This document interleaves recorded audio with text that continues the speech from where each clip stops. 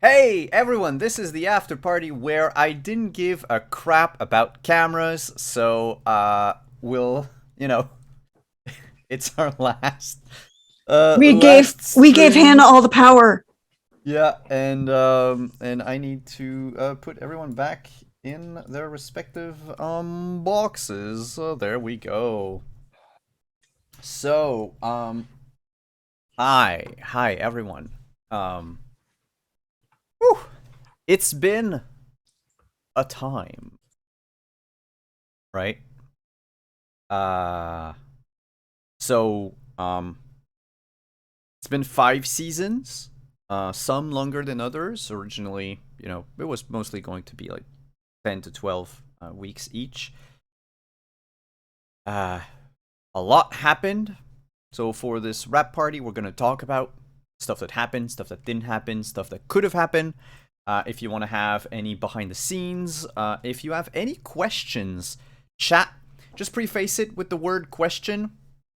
Ask away if it's for a character, if it's for a player, if it's for me. Otherwise, I'll get into question from chat, from cast. I also have question for the cast. So yeah. There was one question for me during break. So I will answer. Mr. White, the monologue from Rach Bartmoss.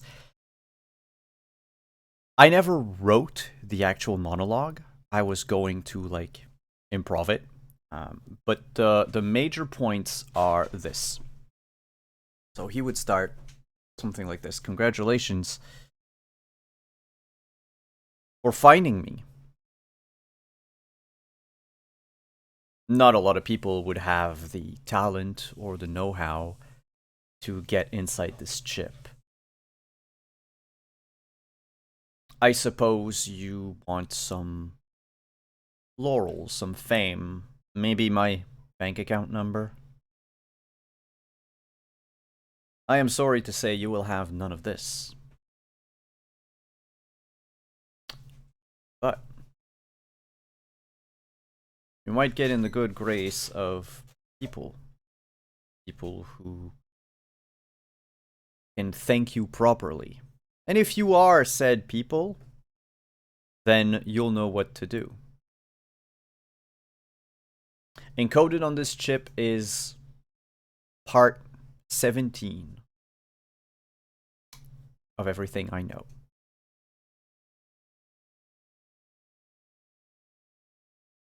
Once you have them all, you will find the truth.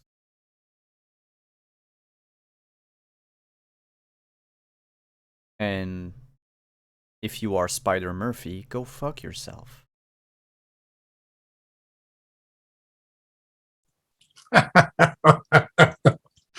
I love Um, it. It's basically a voicemail. yeah, so the chips, basically, the technology, Soul Killer, it existed when Rage died.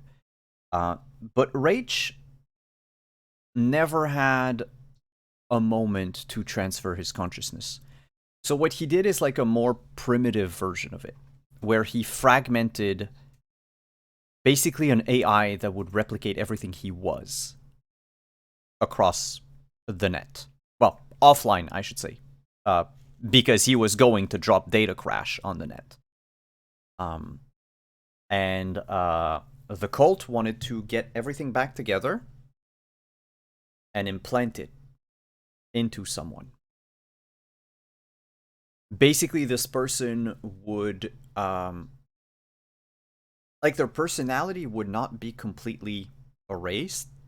What the cult would have wanted to do with you, with White, is once you're, all plugged in with all the data that Bartmoss was, they would have tied you up to a chair.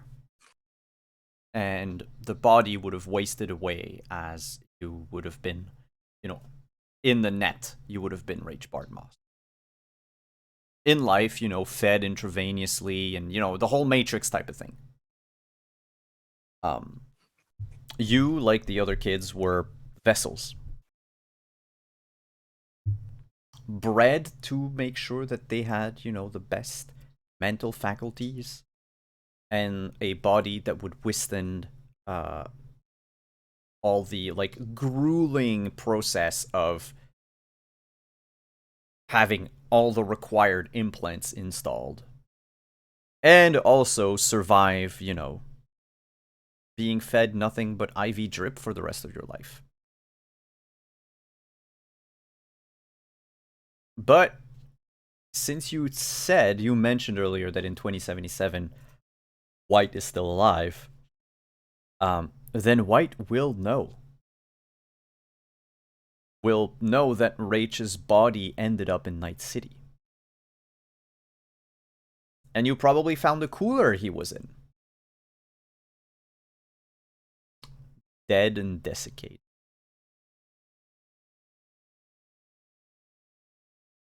The cult were basically pursuing this image of Rach that they had. And Powell, by the way, is one of Rachel's I don't like to use the word of bastard offsprings. Illegitimate child. Rach got with someone at some point in time, and the person became pregnant. I dig it. And Pal eventually, upon learning who their father was, he started going by the name Pal Bartmoss, and the cult found him. They like made him the leader right away.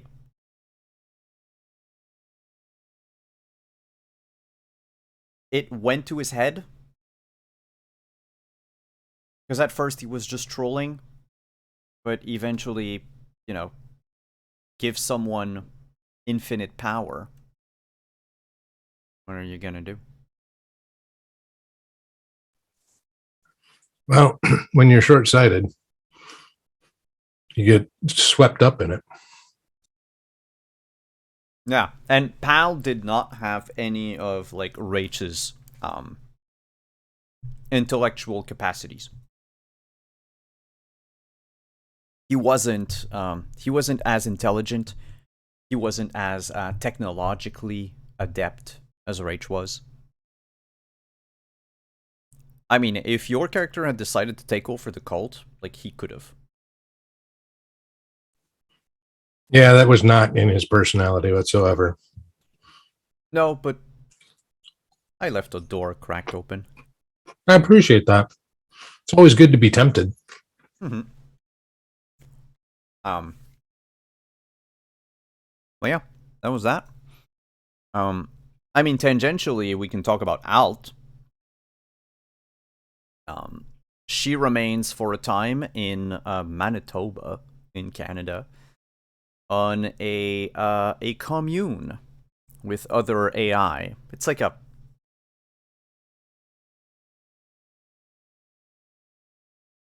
server farm, I guess, that is being tended by humans. And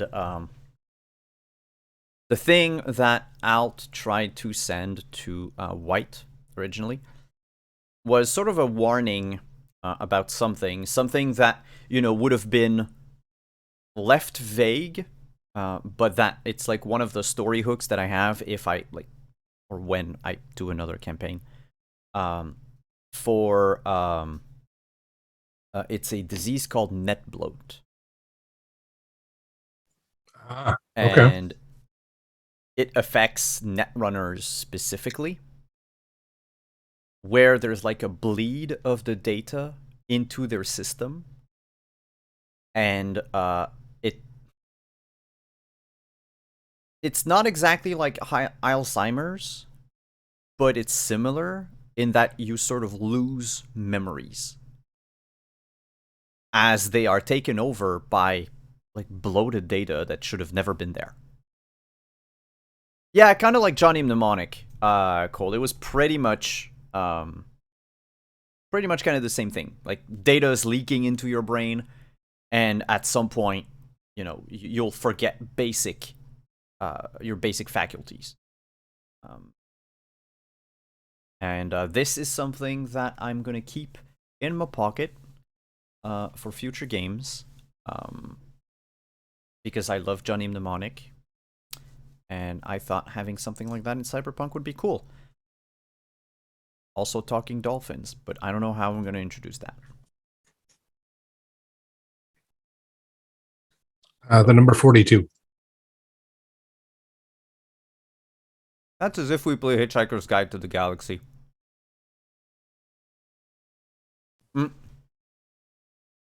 Good, chat, if you have any questions, don't hesitate.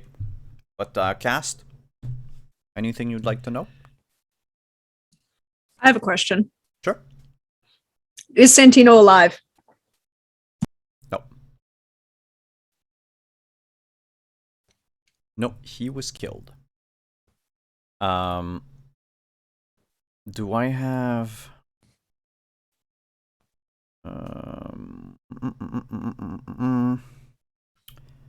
Santino Matsuda. No, he was shot and dumped into the Night City Harbor. I mean, the chances of you finding the body, like by you, I mean the group finding the body ever again, would have been slim to none. Like unless you put the NCPD on the case, and even then, they have to want to do it. Like there's more important stuff than finding one of the many bodies that litter the dockside.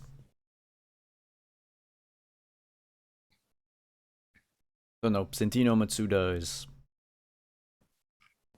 over.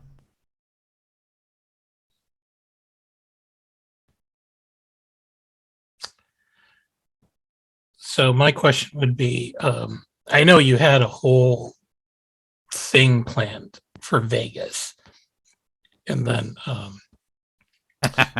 we kind of screwed you over by forcing you to bring us back to Night City. So what would have happened if we went on to Vegas, John? Before I answer that, Giagos in chat, I'll just let you know right away. Tonight's gonna spoil a lot of shit. So, if you don't want to be spoiled, I mean, it's at your own risks. I can try to stay vague, but at this point, a lot of the episodes just blend together in my mind. That said, so the Vegas arc, I wanted the group to get out of Night City for a while, and Nevada is right next door, so y'all would have gone there. And the problem with Las Vegas is that the place is a hotbed for mercenaries. And what, like, the sort of arc that would have happened there is mostly you being far away from home with very little resources and having almost like an unlimited amount of people going after you all the time.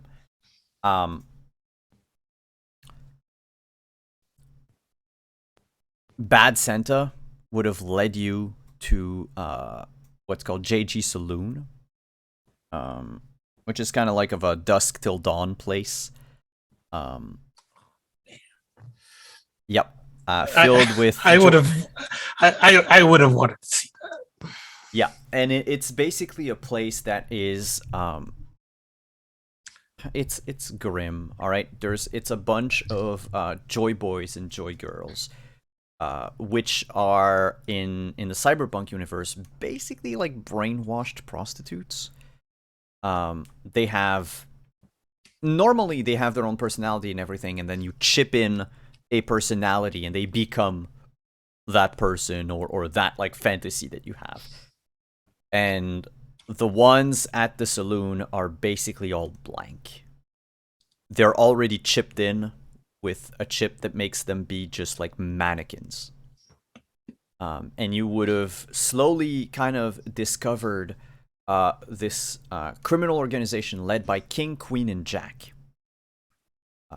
And the Harpies, the three Harpies, so Jinx's friends, Denver, Storm, and Prince, were actually in Vegas trying to recruit people, try to start a clan again, and they clashed with King, Queen, and Jack. And as like this would be like this would have been the B plot, and then you would have learned that eventually, so Carson Tyler, you all knew him because how the game went anyway.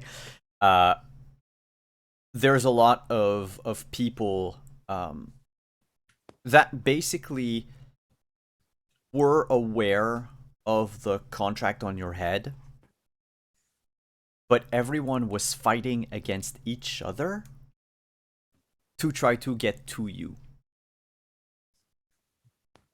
It was kind of an excuse for me to just throw wacky mercenaries and bounty hunters at you. I think that would have been hilariously fun. That would be like very much Borderlands like. Yes. When you just run into a bunch of like random crazies. Yeah. And it's because I also, so you have to remember too, when we started the second season, the book had just come out.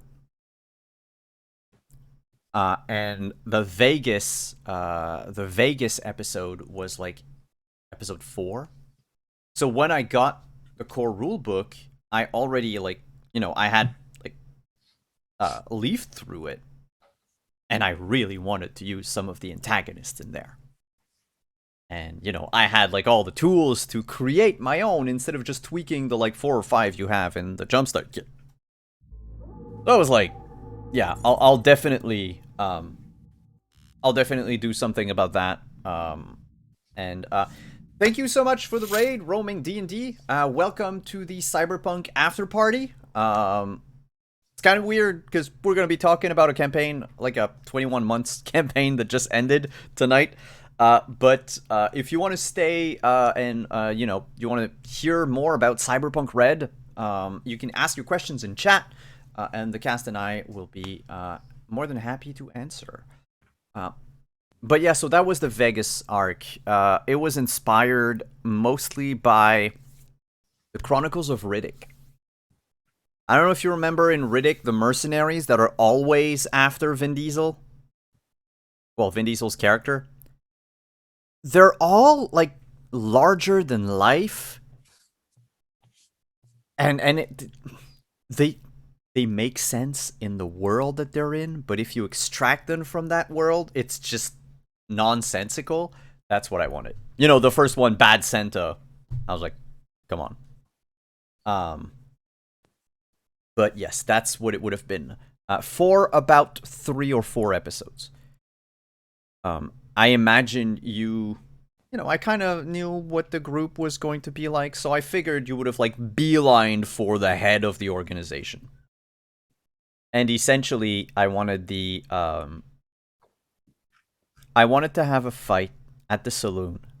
It's inspired by From Dusk Till Dawn, so it would have been the same thing, but you stuck inside and replace sexy vampires by a bunch of bounty hunters.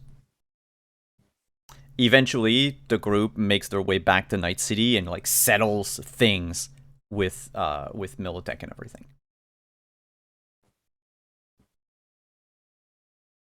We have a question from chat from Shawtails to everyone, and I think I want to hear from the players first. What were some of the things you enjoyed the most about the game system?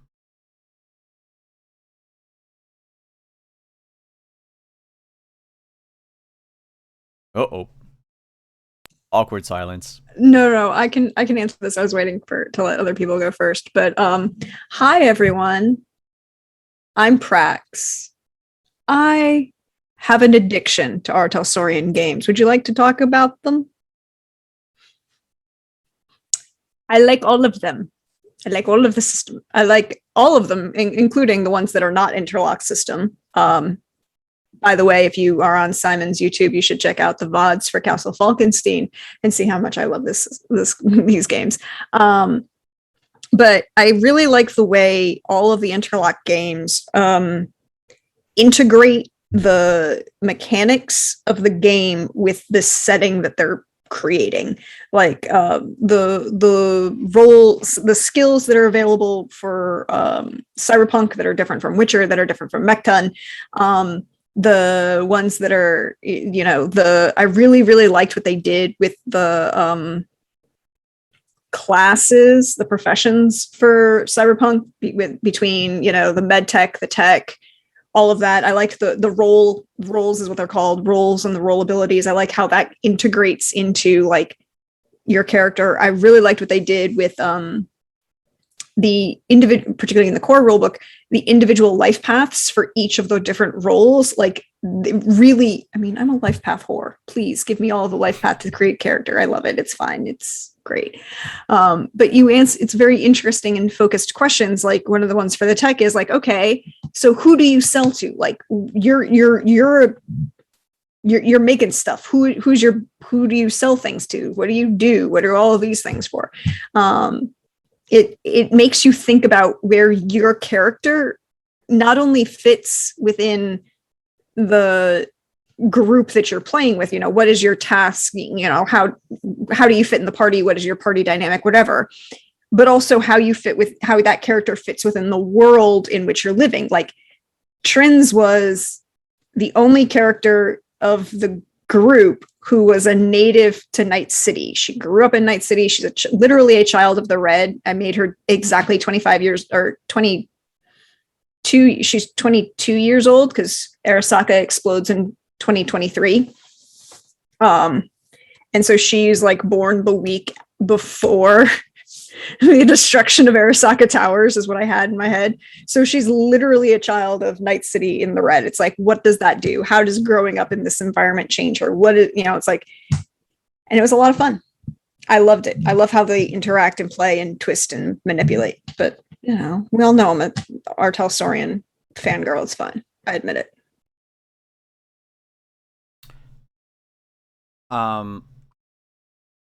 Anyone else wants to go?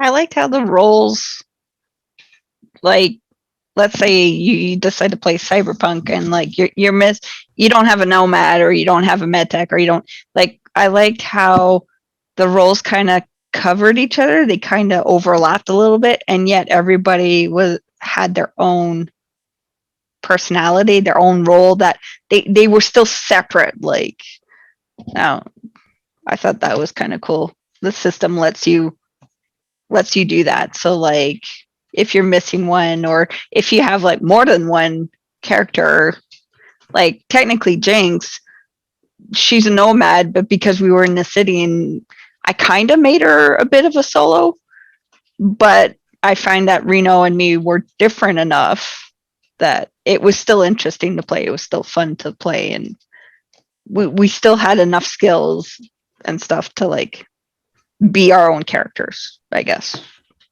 So, yeah. Yeah, just playing off of that with Jimenez is that, I don't think folks out there knew this, but I was actually a last minute fill-in for that final spot. And so I had to kind of come up with my character pretty quickly. And Rocker Boy was one of the roles that wasn't taken. I think the other one that I thought about taking was the Netrunner ones, but I didn't want to be the Asian guy playing an Asian guy who was the computer hacker. So I went with the Rocker Boy thing, and but I did notice that a lot of folks had ranged characters, and no one who was sort of, the beefy, muscly guy up front, which is how I came up with a pro wrestler character to fill in that kind of role. And I dived into a lot of the combat rules, which I thought were pretty interesting and balanced, where unarmed combat in some cases could be a lot deadlier than range combat in the right situations. So, I was able to create a character that balanced off what everybody else was doing at the time.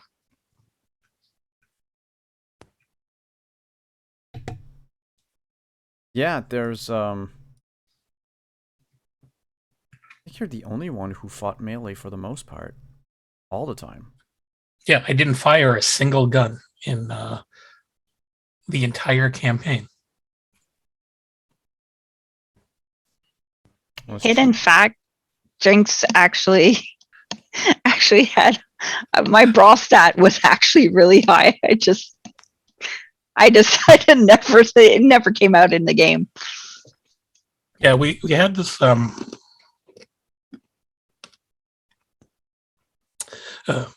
it had this plot, actually, this little side plot with Reno and Jimenez, where they were spending some time in between seasons 1 and 2, and that's when Jimenez taught Reno how to box in exchange for Reno trying to teach Jimenez how to shoot. But we agreed that Reno was a terrible teacher and kept yelling and hitting Jimenez for not shooting well. So, it sort of just pushed him away even more from picking up a gun. That makes sense. I mean, White technically fired a gun, but I don't know that really counts because I have like a 4 in it. No, and I think you missed. It was in season 1. Oh yeah, I mean during, it the Imminous fight. yeah, but or is it a 3? It's a very low number. Whatever the number is, it's very low. I actually have a lot more points in melee weapons than I do in guns, but it just never made sense for White to be in the fight, so I just kind of took him out. No, and honestly, like, had it not been for Jimenez, I would not have read the melee rules that much. And like, once you realize that like melee weapons ignore half of the armor of everyone and sometimes ignores all of it,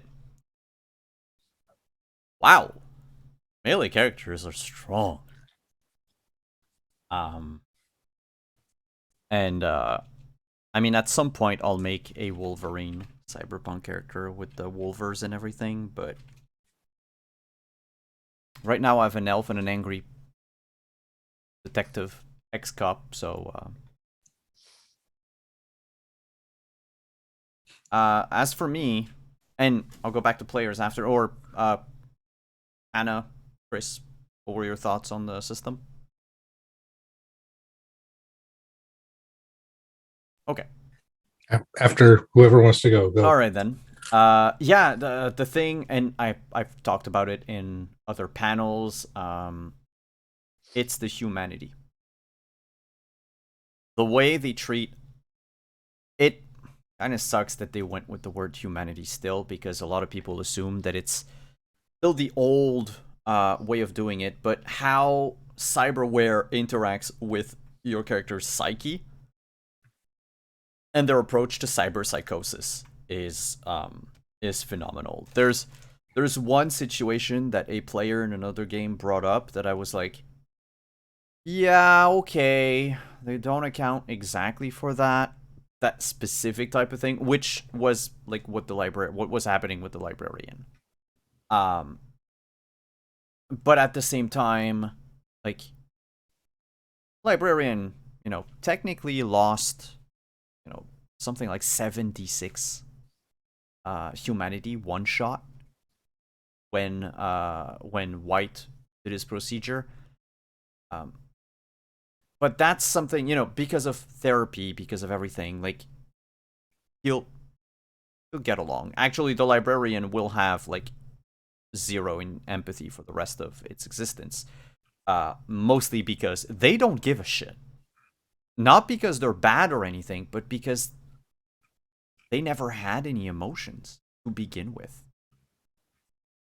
They didn't have any empathy to begin with.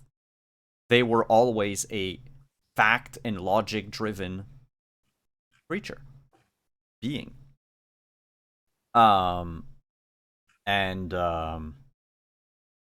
yeah, the whole thing around cyberware and empathy and humanity and how it can be regained, and also the sort of the consequences of over cybering yourself. Very cool. We didn't go too much into it. Jinx was kind of the poster child for low empathy. However,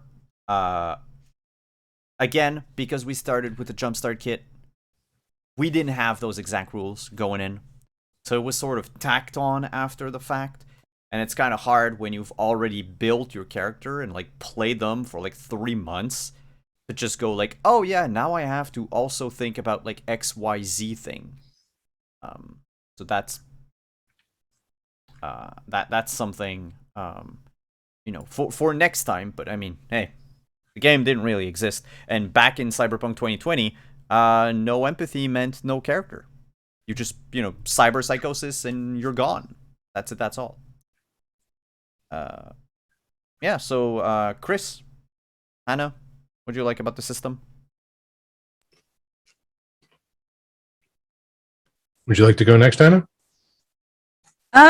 Mostly I just really enjoy how many different skills there are in these Artelsorian systems as compared to something like 5e. I love 5e, so this is not a jab against 5e, but just like the amount of freedom that you have with all these different skills that you can roll for little specific things, so that there's like that much more freedom in the role playing aspect. Love it. And if I can jump off that, it's one of my favorite things. And it's, so I also spend a lot of time in the Artelsorian Discord as a mod. But people are like, well, these skills you never use. And I'm like, well, that you just you're not having fun with that. One of the things I love is to see players, myself or other players, do some, attempt to use an off the wall skill to do something. My favorite example is in the Mechton miniseries I ran.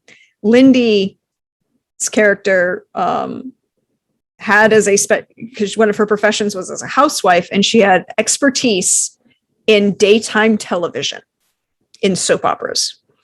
And she was used that to identify a bomb on the bridge. It was beautiful. And it's like, you have these other skills that you can use and do fun stuff with, but you need to think about them and think about like different things that you have and can do things with.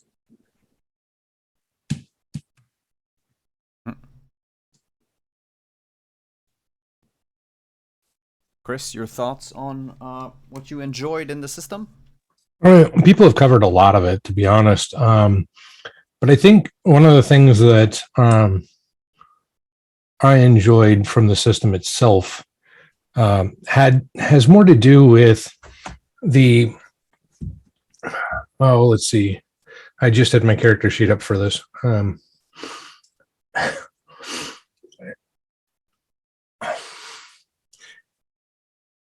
We didn't get into it as much with a lot of our gameplay because it was role play heavy. But one of the things that I did like was the miscellaneous bonuses, and they are layered throughout. Like one of the ones that did come up occasionally was the use of an agent gives you a +2 to certain things. And with a cursory look, there's a handful of that stuff scattered throughout, and you could always layer in more depending on the circumstances. But just the fact that it's built into the character sheet that there are these miscellaneous bonuses that can be even temporary just for this particular role or for this particular scene. And there's a lot of games that don't build that in as a core element of their design. It's more of a, oh, hey, you can also do this.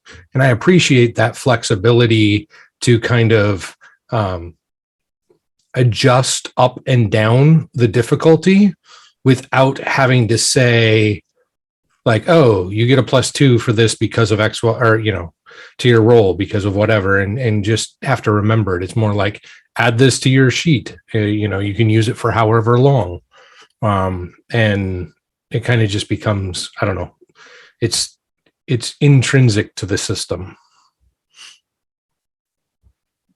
Yep. When you gave us bonuses for going shopping for clothes in Mhm. Vegas. Yes. Yeah, that's one that wardrobe and style isn't one that you use super often. But yeah, no, I want to use it more. It's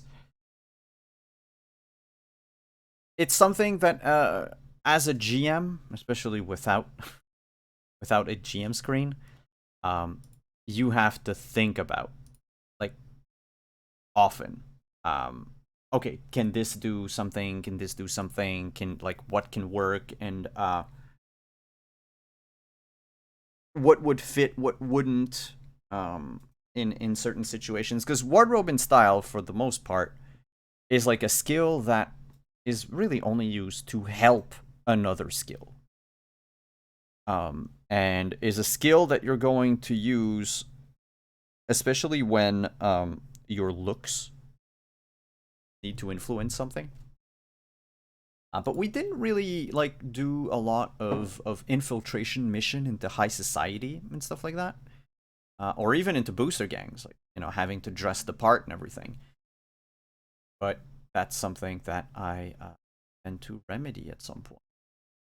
Actually, there's a lot of things that I intend to remedy in the next campaign, because I learned a lot through this campaign, through these past almost 2 years, and yeah, a lot of things I would do different, but I can talk about that later. We have 2 questions from chat. The first one from BK3131.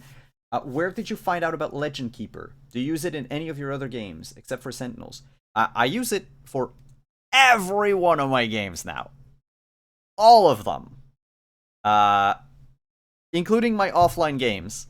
I had to purge a lot of them, because at some point it gets too long. But right now I have 1, 2, 3, 4, 5, 6, 7, 8. I have 8 different Legend Keepers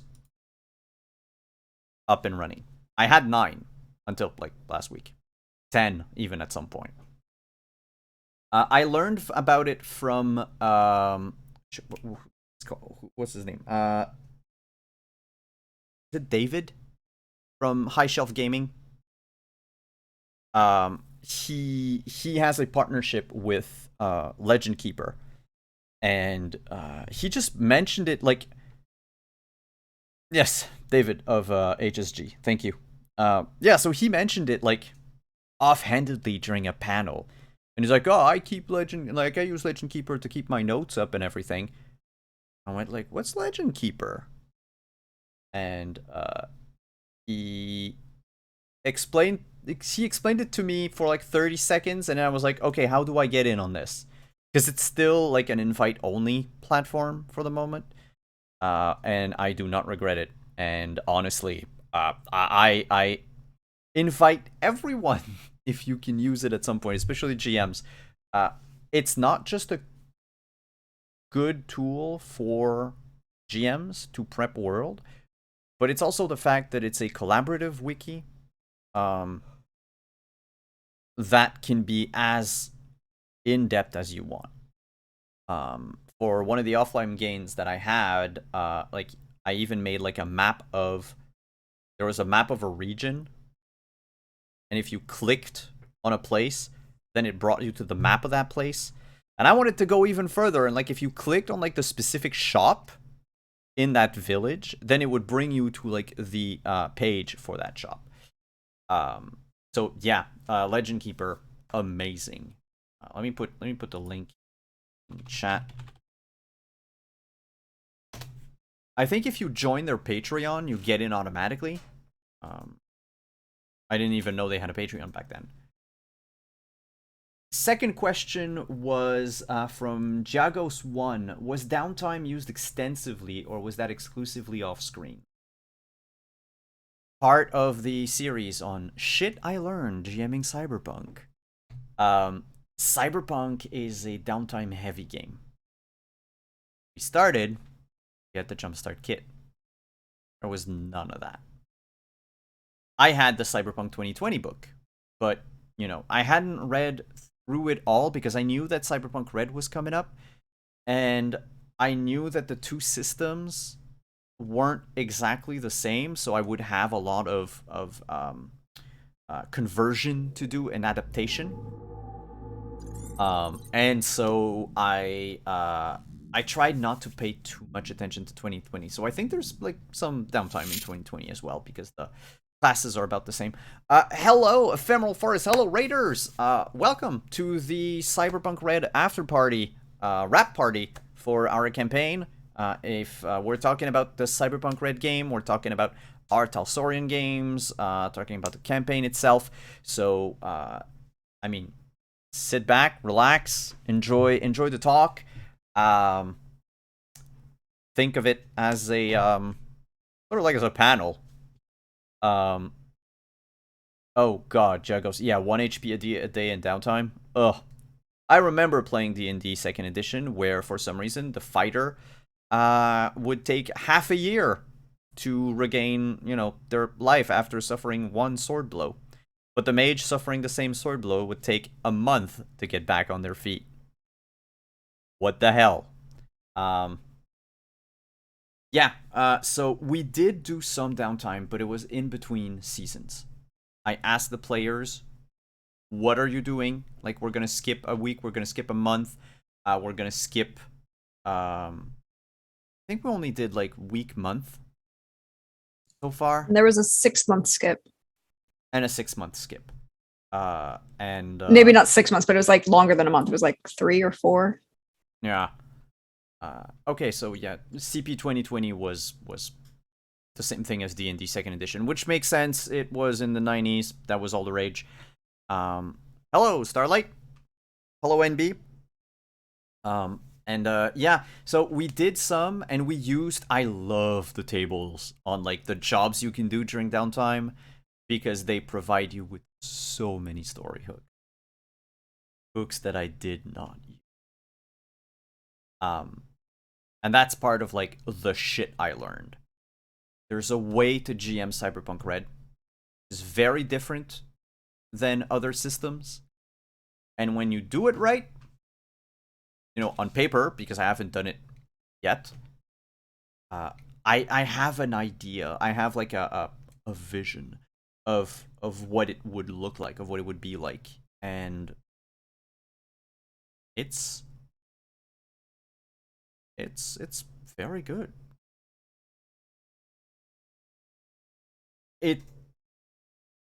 I feel like it would be closer to the type of game that I like.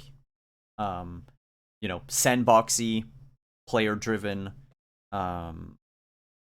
where, you just have roll of the dice will determine something that might become a super important storyline, or would just be like a short, detour in larger campaign.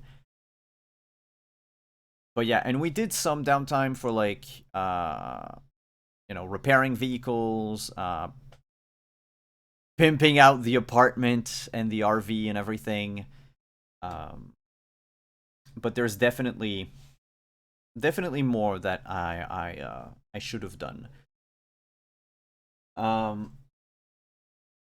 Other Doc asked, when the 2077 video game was released, did that affect anything about how you were approaching the game or the setting creatively? Yes. I immediately saw the differences between the video game and the RPG. Whatever image you have of Cyberpunk, if it comes only from the video game, is wrong. The video game cannot be farther away from what Cyberpunk Red actually is. In the video game, you're like a psychopathic murderer. Because, action, running on walls, people with cyber arms and katanas and guns and shit. And and explosions, and you blow up Arasaka for the second time. There's like a handful of side quests in 2077 that I feel capture the essence of Cyberpunk. But they're side quests. You've played the game, or if you haven't, or if you've seen a Let's Play or something, so I think it's the quest where you start the romance with the cop. I don't remember his name. You visit like his family. The guy like has I think his sister is a single mother, and he has like a nephew and a niece, and you sort of see them in their day-to-day life. They deal with I think it's like their neighbor, friend of the kids. It's and the kid has like a drug problem and is starting to sink into the life of a would-be booster ganger, and you're trying to probably bring him out of it or something. It's very much what Cyberpunk Red is about. It's supposed to be personal. It's supposed to be visceral, personal. Yes, it's hyper-violent because Night City and the future is hyper-violent. That's something that we discovered it tonight during the finale. Torture is just a D6. But that's because, that's the state of the world at that point. Like, people were so fed up that violence was the only answer. Which, violence only begets violence.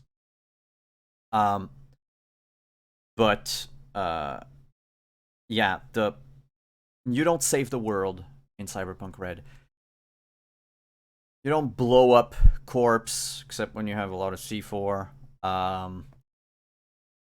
You're not going to become... It was the little corp. It was a little corp. It was a subsidiary. Yeah, the... And technically, we didn't blow up the corp. No, you blew up the office. No, we didn't even do that. I blew up a parking deck. Yeah. And then fired a rocket launcher at a bunch of security guys. So we didn't blow it up. We did not blow up the actual offices. No. But yeah, and even my campaign, so in the stuff I've learned, this campaign of Cyberpunk Red was a lot closer to Cyberpunk 2020 and sometimes to 77. If only because, again, when we started with just the Jumpstart kit, the only lore I could get was from Cyberpunk 2020. And in 2020, you kind of have this like Shadowrun vibe of we live on the edge of society. We do some very shady shit because we want to, because we rage against the machine. Whereas in Red, it's basically just... I want to pay rent. You're actually the main quest for everyone, and it starts at character creation, is fucking paying for rent and food. White in Reno can tell you how expensive actual organic food is. In the campaign I ran on Unmade Gaming, shit, what was his name? The Taco Duck. Taco Duck was I'm trying to find the name of the player. He didn't fill out his sheet in Legend Keeper. Damn it. But Magnus, the Taco Duck, is one of the like things in his backstory is Biotechnica is trying to either recruit him or kill him because he goes around Night City and helps people set up community gardens. Because that's what Cyberpunk Red is about. Yes, there will be fights against armed goons and stuff like that. Why? Because he's trying to help people make ends meet. And that's the whole point of Cyberpunk Red. It's you, your community, and your family. And how the shit you rolled in your life path will come and bite you in the ass. That's what it is. Yes, there will be like rise to fame, especially if you have a rocker boy, or a nomad within a clan. Like, it's part of the class. Your fixer will become sort of like the puppet master behind the scenes at some point. Like, everyone will get to a point where, yes, they become legends. But that's because, like, you know, it's a game and you level up and you do stuff or you die. That there's no other option. Retirement is almost impossible. And then, you know, if you retire, you're actually going to be called for one last mission that'll get you out of retirement and then kill your character. Or you'll die 2 days before your planned retirement. One of those two. Of course. Yeah, BK. So that was the beef Biotechnica had against Magnus. During the show, we didn't really go into it yet because we have a planned second season. So we'll learn about that. But that's why Jules was asked to shit. Is it Jules or Trixie? Oh no. Yes, Jules was asked to either recruit him or kill him off him. And the same thing with like Ken Parker, the street samurai type of character, who essentially was just a guy who was trying to protect like the apartment building he lived in. But his past, his old job as an Arasaka ninja, caught up with him. And you know, once you work for Arasaka one day, you work for Arasaka forever. There's no escaping them. And he wasn't like some high-paid assassin type of person. He was just a cleaner guy. You know, the kind of guy that says, we're going to clean your desk and also your life. That type of person. But yeah, so that was a thing. However, one thing that 2077 does is the aesthetic. And that's, I think I spent like most of my time playing Cyberpunk, the video game. I spent it just walking on the streets and looking at all the buildings.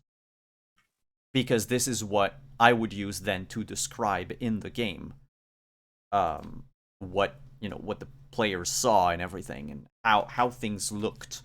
And I didn't even go see, that was, again, stuff I learned. Weather is supposed to be way shittier in Cyberpunk Red than it is in 2077. The pollution is gone in 2077. The reason it's called Cyberpunk Red is because the sky was so polluted by the explosion of the Arasaka Towers that it's still, the rain is blood red still. For like a decade, the sun in the sky, after it rose, would turn red because of like the clouds of particles in the sky. This is disgusting. People had to like walk around with gas masks and everything. There's like a post-apocalyptic version of Cyberpunk hidden in there that you can play, which would be like 2025 about. The particles, Lysander, were basically a shit ton of dead people. Dust. Also radioactive material from a nuclear bomb going off in the middle of a city. Yeah. Wasn't a nuclear winter per se, because it was just a pocket nuke over one city. Like, the rest of the world was fine. In fact, the rest of California was fine. But yeah, Night City and like the surrounding area. So I should say like LA was probably also affected, but I don't think San Francisco was. Yes, it's like the West Coast fires. Actually, yeah, if you saw, when I said like it's a dystopia out the window, yeah. Get footage from the fires this summer and last year, and that's what it looks like every day. So that was the difference. But like and I know I'm like preaching to the choir because y'all are here tonight, but like if your only opinion of Cyberpunk comes from the video game, please ignore it and look at the RPG. It is so different. Also, a lot more inclusive and a lot more diverse than the game. There are differences in how the core material is and CDPR's vision of what it is, and I love the tabletop version a whole lot more than the video game. How about I take a question from cast?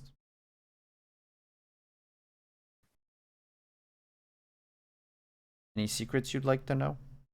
Because then I'm gonna ask you a question. You ask a question. Sure.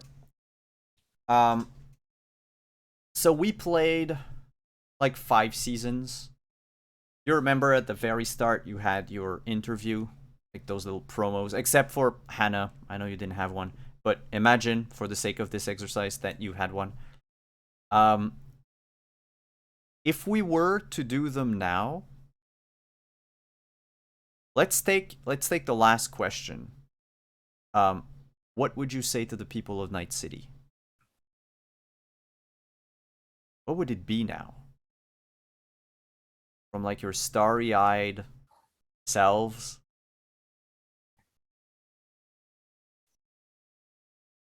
to your scarred, jaded, cynical bourgeois that you've become. No, if Trends and X would have ever become bougie. No, Trins is too ethnic Italian working class to ever become bougie, no matter how much money she's got. She's got money in the mattress all over the place. She doesn't trust banks. You know, it's not like that was the thing. I never. You gave us all this money, and all these other people spent it. And I'm like, yeah, I'm sitting on 75,000. We're spent. How much do we need to do this? Oh, we got 5K. Okay, I got that. And you're all like, where do you get this money? It's like I never spent any. I like didn't. Yeah, I don't think she's gonna ever be bougie. But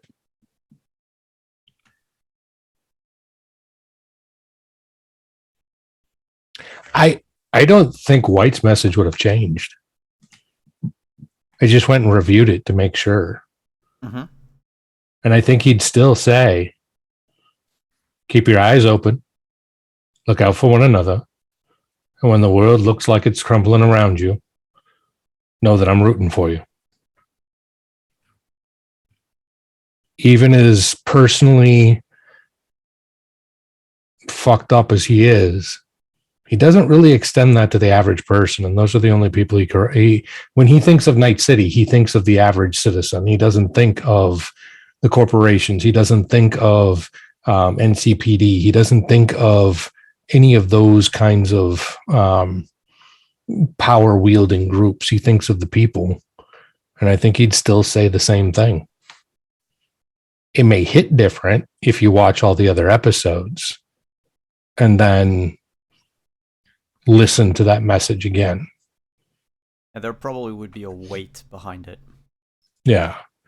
But I don't think the words would change.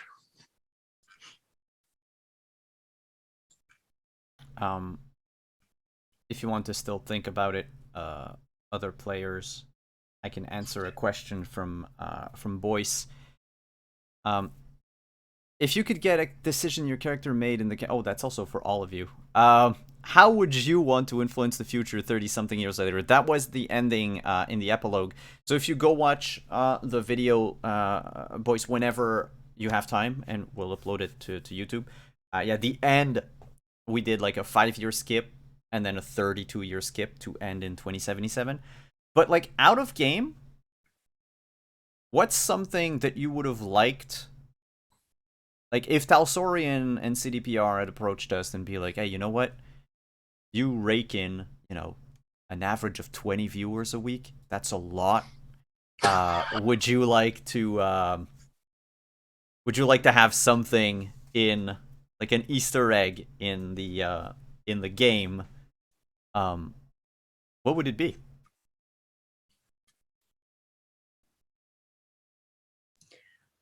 oh, I'm gonna run this off of what I said for like Trins's goal is that you could come across in the game one of the Rastelli chop shops. Mm. And like I would love, because I know it's not actually in 2077, but I'll take it and I'll like twist Witcher for this. I would love it if they have, and then you could pick up a side quest where, you know, one of the many like street kids that the Rastelli, you know, that Trins and Jimenez or, you know, the Rastellis take in.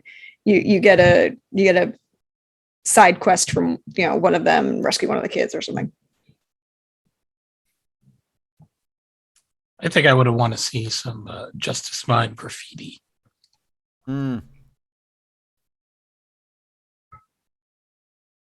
Because the Justice Mine thing was something that just happened organically.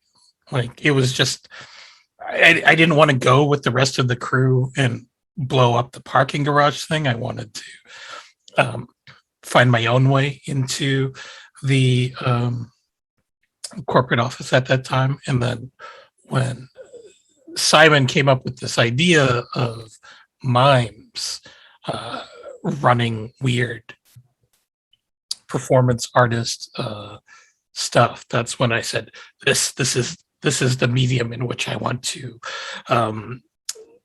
display my craft. And it sort of just spiraled out from there. So, you know, I feel like that would probably be the bigger legacy that Jimenez would leave, rather than just, you know, what he did for professional wrestling. Well, I figure there would be like maybe like a stadium named like the Carlton. Shit. Was it Carlton something? Carlton Batista? Ray Jepsen Batista. Ray Jepsen. Yeah. The Carlton Ray Jepsen Bautista Stadium or something. Because you did, like, that's the thing, is you did become an international sensation, which is something that is almost unheard of. So there would have definitely, I think, been like at least one thing with like X's name on it. I think the only real regret that I have was that I never actually got a Jimenez named found familiar coffee flavor. I kind of wish that caught on. I spent like a whole week trying to, you know, spam them into agreeing.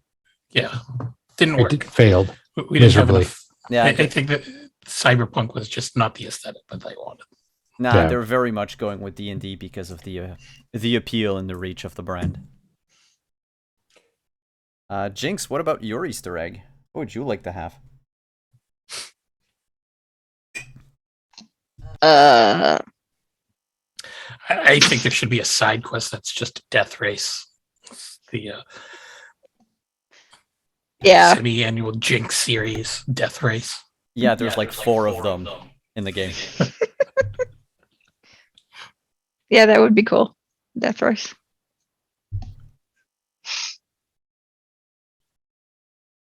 Mr. White, aside from Mr. Whitey. Oh, honestly, I would love that the Easter egg would be like rumors that you hear about someone named Mr. White that like hired a guy who did a thing for another person who, you know, whatever, and or somebody who knew somebody who knew somebody who worked for Mr. White, like that kind of rumor thing that's just background in the conversation and just pops up just enough to be noticeable if you're paying attention, but not so often that it feels like a plot line. It's just like that one thing that people would be chasing after.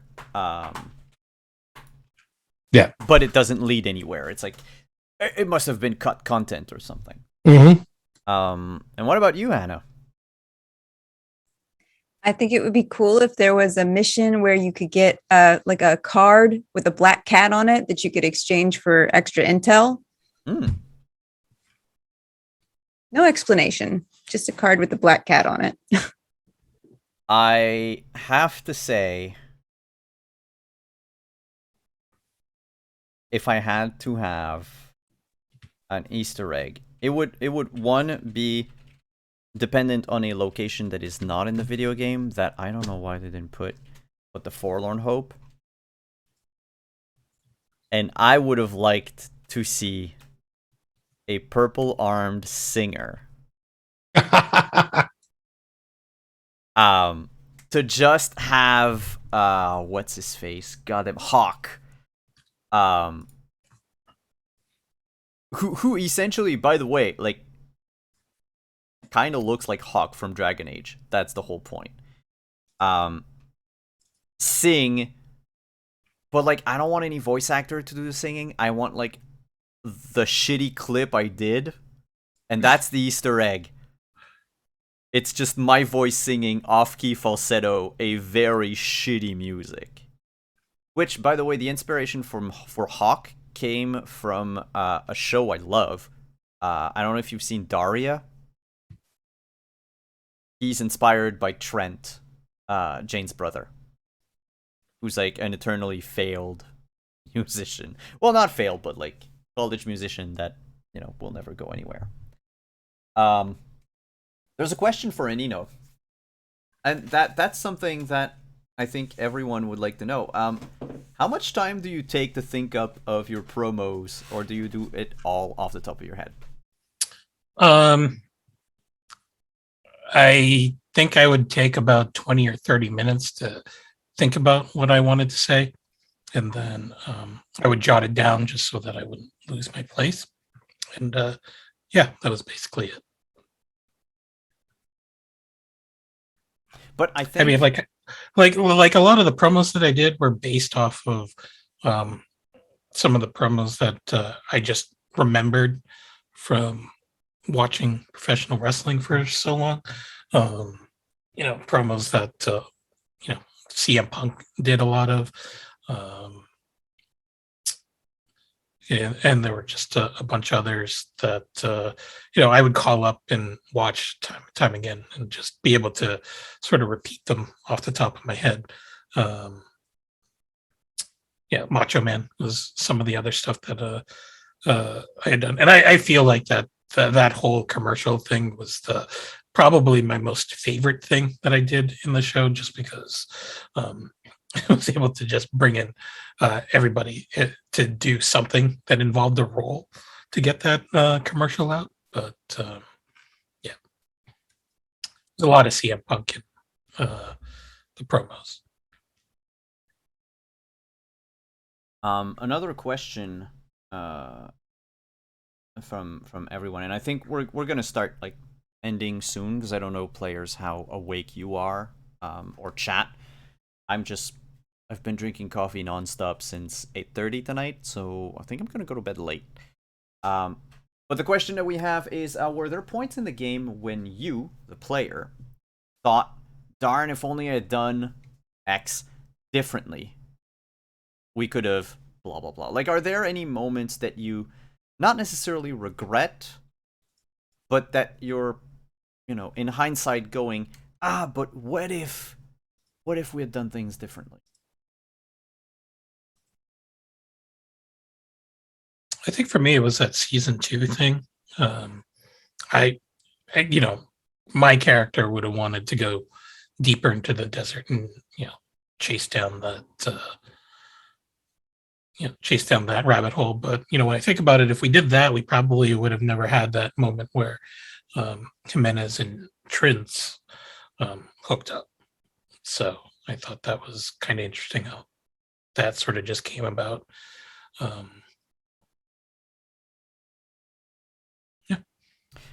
Yeah, because I have my notes here, and I'm like, shit, yes, I forgot about some of the things that I thought would happen. Like, I have a line here that says, Fiona has a crush on Reno, question mark. Yeah. Also, what are the other ones? I don't think I have a whole lot of other ones. Hawk's new band, Aether Wave, because of the talk show that Chris did for a while. Oh, yes! And we never went into that. It was a thing that was completely sidelined among like a lot of things that I did that were like I put a seed somewhere and nothing came out of it, if only because like we never had time to go into it. But do you all remember the 2 Mormons that live in the apartment? Yes. That abruptly moved out. We don't know why. It's because they were spying on you. Oh. Yeah. For? For Militech. Oh.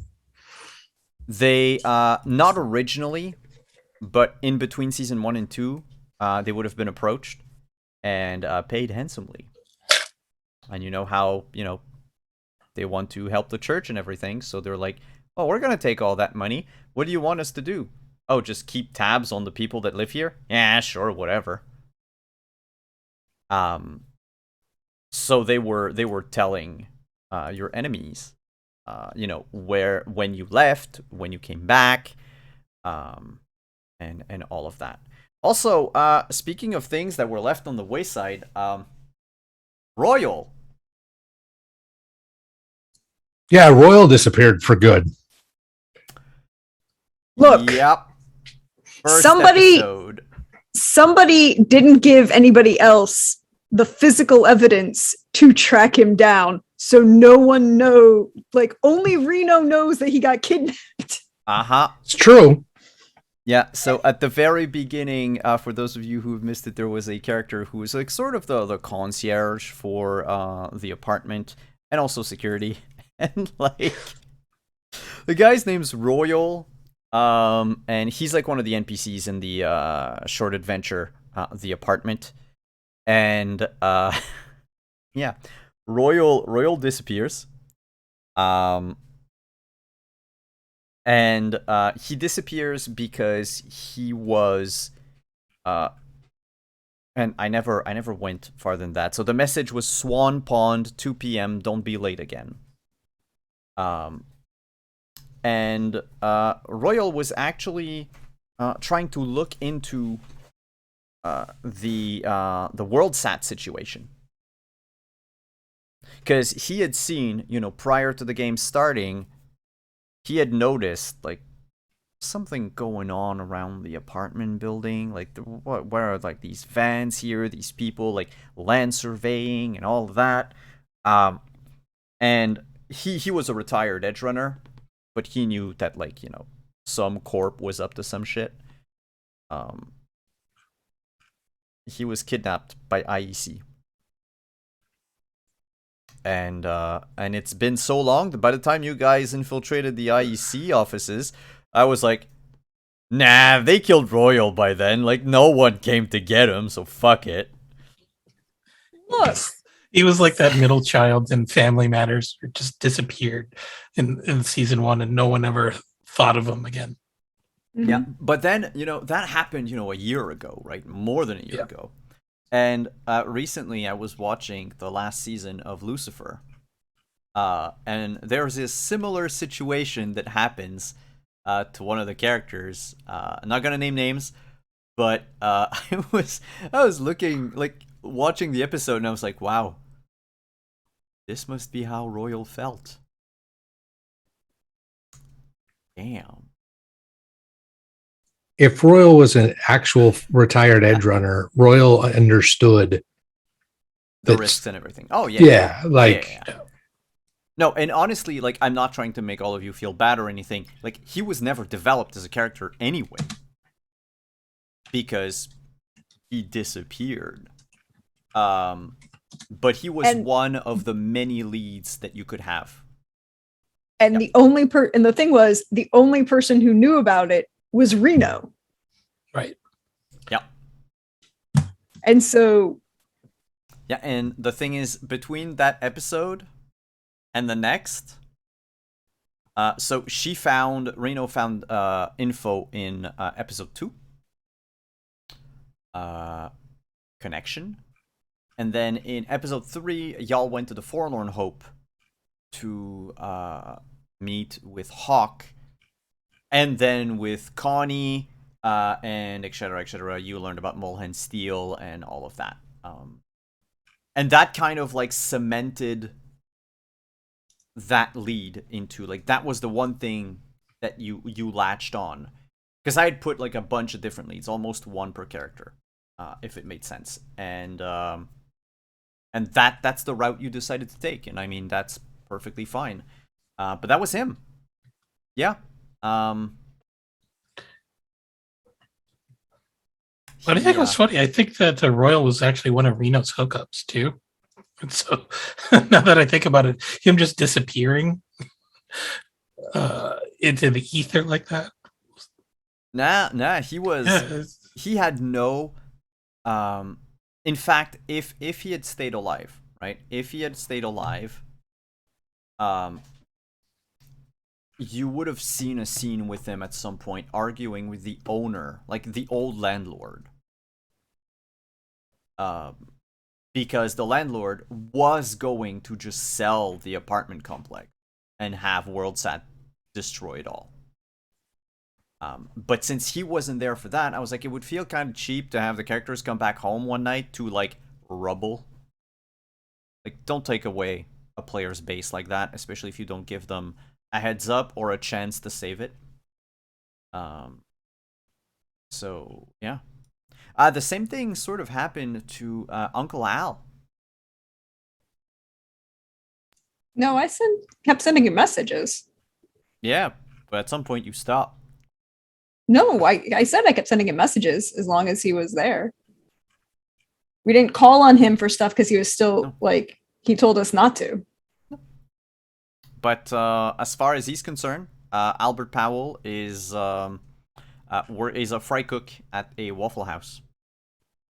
Yeah, that's what he does until Trins, it gets the second shop up and running, and she kind of like says, now you need to come work with us and you can run the office, and just basically shoves him into that.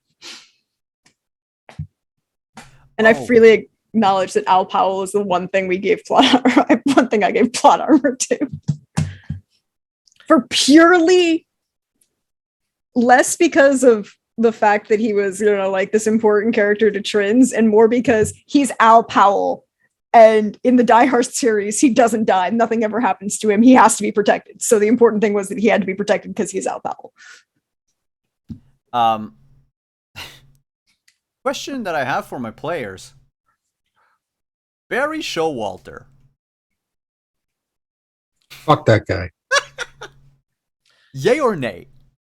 I thought he was pretty funny, and I feel like he probably gave rise to the funniest lines that we had in season 2. I clipped it. It was the one where I walked out because you said something totally inappropriate. As he was wont to do. Yes. But I don't remember what it was though. It was when, for some reason, Reno was trying to set up Nona with Barry Showalter. And actually, I'm just gonna get that clip. I mean, I think I actually put this clip on the landing page. Yeah, it's right here. The Andersons, all dead. That I did not expect. They were there to cause trouble. Basically, I had them in as the almost like the filler episode villain. Like, if at some point there was a lull in the game, the Anderson would have been up to something. Essentially, like, they could have been, saved from their situation, I guess. But it's not something I had planned, unless you really, like, took to them. There wasn't anything savable about them. They impersonated Mrs. B. There is. Well, there's that too. There's only one of them that could have, and it's Molly. Molly is the only one, the one that acted as the matriarch. That Wasn't she the one that was the only one that didn't turn into a poser? Yeah. That Yeah. we tied up and left at the apartment? Yeah. And I thought she came to Reno about something and gave her information, and then Reno let her go and said get out. So I didn't know if Molly was ever actually dead because I thought we left that like no, Molly disappeared. Yeah, Molly disappeared. However, like she's the one that would have been the easiest to bring out of the ganger lifestyle. Because she's the one who like scraped by to try to get the rest of the family out. But the rest of the family would always like drag her back in. Kind of like a Walter White type of situation. And to answer Shaw's question about the infamous 5th floor of the apartment complex, I don't think it was ever filled. Not even Monique. Nope. No, Monique is next door to Mrs. B. Yeah. Or no, across the hall from Mrs. B. Yeah. And Mrs. B's on the 4th. The other thing was, I think we were looking at putting that poker room in the 5th floor, and then it never happened for the poker night. I think we moved poker night up to the roof for one thing, but I think originally when we did the backstory creation, there is the secret room on the 5th floor that is the normal poker room. Well, no, we had talked about outfitting a room for the politician, and we were going to use the 5th floor to do it because nobody lived on it. And then we never got around to that scene, and we just kind of dropped it and moved on. Mm-hmm. Well, there's a lot of that happens, which is a downside because that Black Cat was going to get hit on by that big bodyguard chick, and Talia, yeah, and it never happened. We were supposed to have that. So I mean, we failed Hannah seriously on that one. We're sorry, Hannah. It happens. I remember. Yeah, what did happen to Makoto? Yeah, what BK happened? asks. Yeah, so that was a thing I sort of had to let fall on the wayside once I realized that I was going to sundown the campaign. So I had an arc for Makoto, Kiyoshi, and Lucius Rhyne. Basically, Kiyoshi, since the very beginning, was going to use the 5 of you, 6 of you, 7 of you, however many you were, to get permission to bring Arasaka back from Rhine. Basically, something would have happened. I don't know what now exactly. Something that you would have needed resources. Lucius would have needed resources.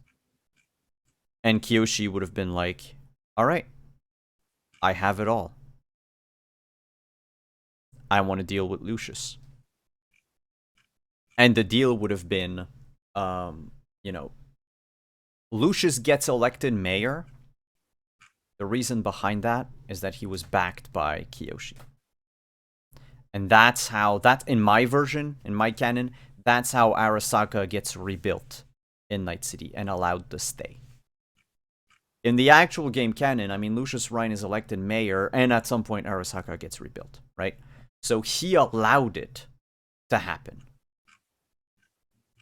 Well, the reason why he allowed it would have been because he trusted you. You also saved Kiyoshi's daughter. So, in a way, he sort of knew that he could trust Kiyoshi because at worst, you had something on him, like Makoto was with you, so he could have used her as a chip in case, like as a bluffing chip or something. And there would have been no, oddly enough, no immediate consequences for any of you. Everything would have been super fine. The compound was the first step to all that. The consequences of this would have only be seen, 30 years in the future. But that was something that I had planned since season 3, back when I thought we would run like 7, 8 seasons. And then I realized that after a while, I as a GM get tired. And then a lot of things happen. Way back then, I didn't really know there would be a thing called COVID. So there was that. There was work. There was, changing jobs, etc., etc., etc. So there was a lot of things that happened in my life that made it so I realized I couldn't do the group justice with what I had in mind. And so I would rather we end, not cancel, because goddamn, I'm tired of canceling games. We end, even if this 5th season was sort of like, kind of like the final season of Breaking Bad, short, a bit all over the place, but ties in, the main plot and everything. There is definitely stuff that I would do differently. One of the biggest hurdle I had, seriously, was the rocker boy. Because how do you do the rocker boy? He's not a bard. There's like, the rocker boy almost has to have his own thing on the side, because otherwise, if you don't do that, rocker boy has nothing. Mm-hmm. And that's kind of weird. So there are, the way roles work in Cyberpunk Red, there are some roles that excel, like the fixer, in between games. When the game starts, when the camera rolls, not that they take like a back seat, but they won't be able to bring the same thing, the same tools to the group. But everything they would have had, or they could do, they would have done prior. The rocker boy can sick his fans on people, can have, safe houses, places to hide, favors, and can turn the tide in certain situations by just turning people into fans, right? The fixer can get any equipment that you need, can set up a night market if they want to. But that, again, was something that we didn't have the book. So I went with what I saw in the Jumpstart kit, and I was like, okay, from what I read, the rocker boy is sort of like this social powerhouse. But that's not really the case. And that was something I had to like learn and work in, because the medic, the med tech, it's fairly straightforward. Techie, nomad. The solo is the most basic class that like put a combat. Solo's going to shine.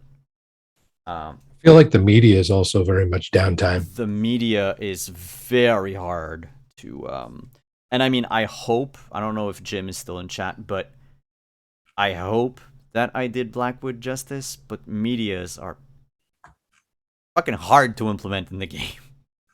The game basically has to revolve around that, and see, that's the things I've learned. The next time, as part of session 0, we're also going to establish like, what is the group about, what's their deal, what do they do, because what we just did with this campaign was I sort of have an idea of what like things how are going. And then you have you and all of your tumultuous lives. And that was it. Yeah, medias can seriously change the game. Yeah, in the game I'm in on Cyberpunk Uncensored, that's basically what we are, a team of media. And yeah, you can alter truth to either implicate someone in a crime or get them out of it. And that's pretty cool. But on that note, friends, it's 1:15 a.m. for us. I can see that all my players are crashing. And I am now 80% coffee. So I think we'll end our wrap party here. Thank you, everyone, for coming. Thank you, everyone, for playing with us, for accompanying us on this journey. It was an experience, both for me. I hope 5 of you enjoyed it. I hope chat you enjoyed it, and we'll be back for other stuff. But as I said in the other video, I'm taking a break from Cyberpunk for a bit. There was, in one episode, I don't remember which one, but the idea was thrown out there to have a sort of strange Cyberpunk meets D&D type of shit.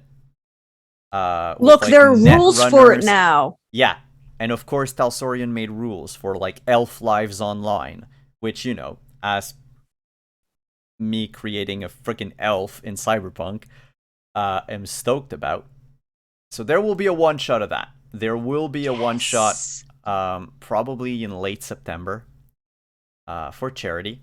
But everything's up in the air right now because of, well, Gen Con mostly. So I'll have to like see where things are going. But yes, that's for sure. Like, that's the one like Cyberpunk thing I'm gonna do in the near future. And then after that, well, just wait, because, you know, Talsorian's gonna release a bunch of books, and I'm gonna read them, and I'm gonna be like, well, now I want to do X, Y, and Z. So, kind of the same thing that's currently happening with Witcher. So on that note, thank you everyone for coming once more. Ciao, Chumbas. Have a good night.